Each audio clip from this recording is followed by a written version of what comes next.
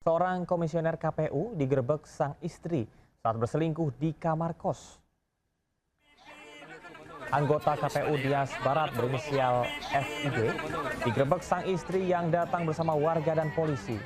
FID didapati bersama dengan wanita selingkuhannya di kamar kos.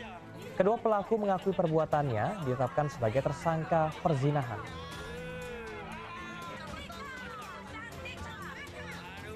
Pemirsa, makan siang kali ini kami akan ajak Anda menikmati festival kuliner From Penang to Osaka yang digelar di Blok M Square, Jakarta Selatan.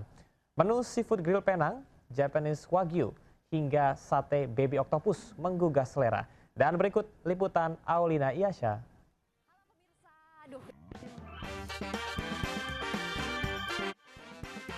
Halo pemirsa, ini udah masuk jam-jamnya makan siang ya. Saya mau mengajak Anda nih untuk melihat makanan-makanan yang berada di kawasan di sekitar Jakarta Selatan. Nih, di sini tuh temanya dari Penang to Osaka. Kalau gitu kita langsung aja ke dalam yuk. Aneka jajanan kuliner From Penang to Osaka memanjakan lidah pengunjung festival kuliner yang kembali digelar di Blok M Square, Jakarta Selatan. Mulai dari seafood grill Penang, Japanese Wagyu, hingga sate baby octopus dan takoyaki yang menggugah selera. Ini ada baby octopus, ada takoyaki king size, dan ada juga Wagyu. Ini bisa dilihat, ada juga nasi goreng Thailand nih. Selain itu ada yang istimewa, hidangan penutup berbentuk sandal berisi keju mozzarella. Enak banget sih, karena aku jujur suka dimsum mentai sama mozzarella. Aku beli matcha, terus ada taco sushi juga, itu enak banget. Beberapa kali juga aku tuh memilih tema semua yang Asia di Blok M ini. Nah, kebetulan dengan tema-tema itu kita semuanya orang-orang sini bisa menerima dengan rasa, taste-nya. Nah, jangan lewatkan festival kuliner Penang to Osaka yang digelar hingga 4 Mei mendatang. Dari Jakarta, Aulina Iyasha, Muhammad Zul, iNews melaporkan. Pemirsa, DPW Partai Perindo Jawa Tengah menggelar halal bihalal bersama dengan pengurus DPD Partai Perindo Kota Surakarta. Acara ini sekaligus memantapkan Partai Perindo Jawa Tengah dengan menargetkan 5 kursi di Senayan pada pemilu 2029. Untuk meraih pencapaian tersebut, DPW dan DPD Partai Perindo Surakarta menggelar halal bihalal sekaligus rapat koordinasi bersama dengan jajaran pengurus serta para kader. PLT Ketua DPW Partai Perindo Jawa Tengah, Andi Azwan, menargetkan setiap daerah pemilihan meraih kursi di parlemen.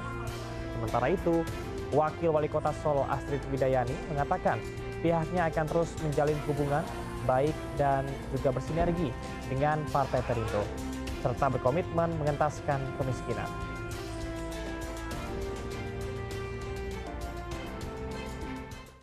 Pemirsa, Gubernur Jawa Barat Deddy Mulyadi lagi-lagi menjadi perhatian publik.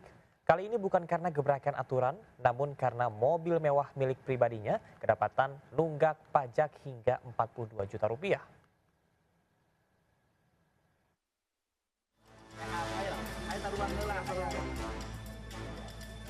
Mulyadi menjadi sorotan publik. Kali ini, gara-gara mobil mewahnya yang kedapatan nunggak pajak puluhan juta rupiah.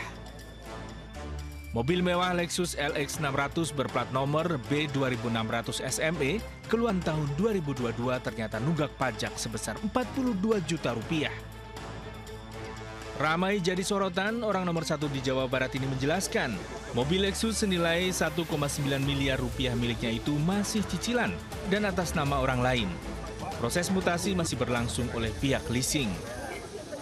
Karena ini masih atas nama orang lain, prosesnya agak lama, harus melalui mekanisme leasing, tidak bisa saya langsung. Berapa sih jumlah biaya segala macam lah, lumayan tuh, agak lumayan, udah hampir 70 juta itu. Pajak, kemudian cabut berkas segala macam, saya nggak tahu banyak istilahnya. Dan itu sudah saya bayar, cuman mutasinya belum bisa dilakukan. Mungkin ya seminggu atau 2 minggu ke depan. Dalam LHKPN terbaru, Deddy Mulyadi mencatatkan memiliki 7 kendaraan, 3 diantaranya mobil mewah. Mantan Bupati Purwakarta itu menegaskan tidak akan menggunakan kekuasaannya sebagai gubernur untuk mempercepat proses mutasi kendaraan. Dari Bandung, Jawa Barat, Irfan David, iNews melaporkan. Kita ke kasus narkoba yang menjerat aktor Fachri Albar. Dari hasil tes urin, Fachri dipastikan positif narkoba. Saat rumahnya digeledah, polisi menemukan barang bukti narkoba di bawah kasur.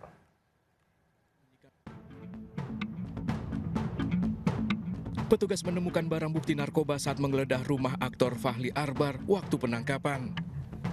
Fachri yang sudah tak berkutik juga menunjukkan tempat ia menyembunyikan narkoba di bawah kasur. Usai pemeriksaan, Fachri menjalani tes kesehatan dan tes urin di ruang Dokes Polres Jakarta Barat. Hasilnya Fachri dinyatakan positif mengkonsumsi narkoba. Ini gimana? Untuk tes urin dinyatakan positif konsumsi beberapa jenis narkotika. Petugas pun masih memburu pelaku utama pemasok barang haram pada Fachri Albar ini. Dari Jakarta, Miftol Gani melaporkan. Kalau Fachri Albar menyembunyikan narkoba di bawah kasur, sementara Hakim Ali Muhtarom, tersangka suap vonis lepas korupsi ekspor CPO, didapati menyembunyikan uang 5,5 miliar rupiah di kolong tempat tidur rumahnya di Jepara, Jawa Tengah. Padahal selama ini, Ali Muhtarom mencitrakan dirinya sebagai sosok hakim yang sederhana. Coba saya buka dulu ya Pak ya.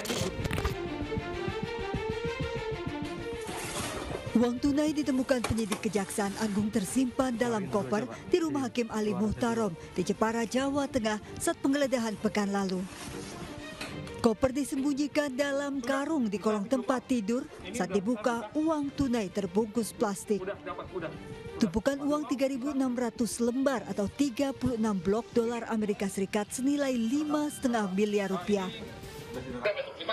Belum sih, ini dolar masih bentuk dolar. Masih di dolar apa? Singapura? Masih di plastik, Pak. Masih buka. Coba saya buka dulu ya Pak ya, ini belum. Saat awal digeledah, penyidik belum menemukan uang tersebut. Namun penyidik di lokasi menelpon penyidik di Kejaksaan Agung untuk mengkonfirmasi dengan tersangka Ali Muhtarom yang sedang diperiksa. Saudara AM diperiksa di sini, ya, berkomunikasi dengan keluarga di sana, akhirnya itu ditunjukkan, dibuka, diambil bahwa uang itu ada di bawah tempat tidur lah ya. Ali Muhtarom jadi salah satu hakim yang menjadi tersangka suap vonis lepas korupsi ekspor CPO. Selain uang tunai, dalam rilis Kejaksaan Agung pekan lalu juga disita barang bukti mobil SUV dari rumah Ali Muhtarom di Jepara. Tim Liputan iNews melaporkan. Pemirsa, surutnya perairan Laut Utara Tangerang membuat pagar laut terlihat berantakan. Ribuan batang bambu berserakan mengganggu aktivitas nelayan.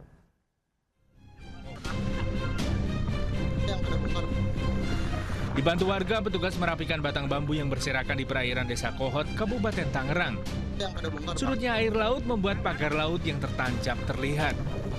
Air laut yang surut juga membuat aktivitas nelayan terganggu karena di sekitaran perairan hanya menyisakan lumpur. Perahu Bapak kena rusak karena bambu-bambu? Kena, kemarin waktu pada nelayan ada yang dobol kena bambu perahunya. Nelayan meminta pemerintah agar segera menata pagar laut dan merapikan kembali kawasan perairan seperti sedia kala. Dari Kabupaten Tangerang, Banten, Aimarani, iNews melaporkan. Pemirsa, jangan lengah. Predator anak kerap ditemukan di lingkungan tempat tinggal hingga sekolah. Di Jakarta Pusat, pria paruh baya mencabuli anak tetangganya. Sementara di Salatiga, Jawa Tengah, pria menyamar menjadi pengurus ponpes dan mencabuli puluhan santri.